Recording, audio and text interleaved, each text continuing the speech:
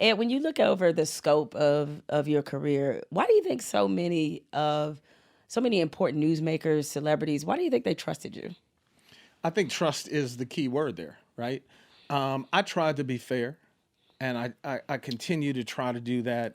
Even if I don't like you, don't like your stance, I try to present it in a way that you gave it to me if it's a taped interview. I don't try to slant it once you get back to editing. And I try to be fair. But the journalism I grew up with and was taught is different than the journalism of today. Somebody asked me today at another interview, do you ever think we'll get back to trusted journalism? I don't know. Um, it's different if you're a host of a show or you're a talking head, and a lot of hosts now are talking heads. They're not necessarily journalists. They haven't been trained that way. This whole sense of showing both sides and double sourcing and all the things that we grew up with, it really has gone by the wayside.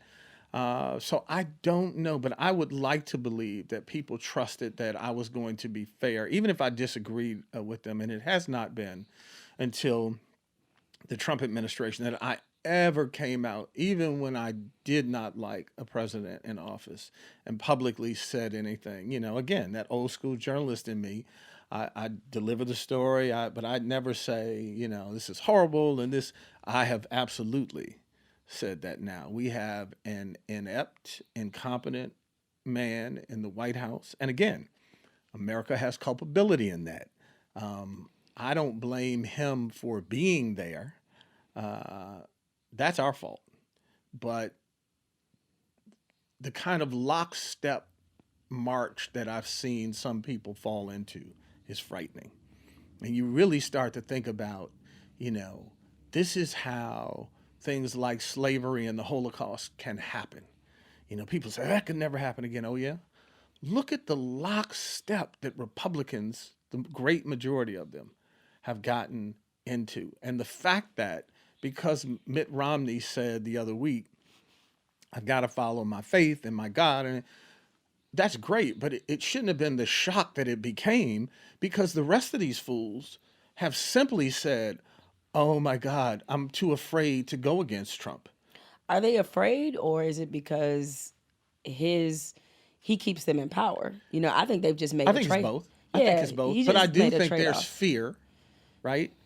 In the sense of even if it's just keeping them in power. And listen, it's not just political power. This is, and again, conversations we've had behind closed doors. Black folk understood that eventually there would come a time where white people would become very threatened by means of the way they've lived their entire lives, the opportunities they've been given. And this is, I try to tell white folk when we have these conversations, this isn't beating y'all up. This is just the truth, right?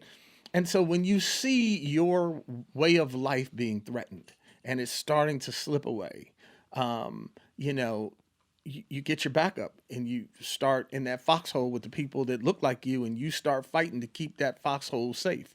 One of the things that I think about is, the wealth gap. We talk about this in the book. Take a look at many people found Robert Smith when he wiped away the debt last year for Morehouse. $5 billion. Richest black man in America. But Jeff Bezos is worth 123 billion after a divorce.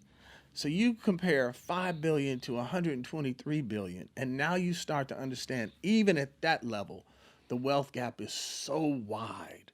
It is almost impossible to catch up, It which is. is why we always have this sense of, how white people say, let it go. Slavery was long. No, dude, I ain't letting it go because y'all haven't let it go. It ain't fair yet.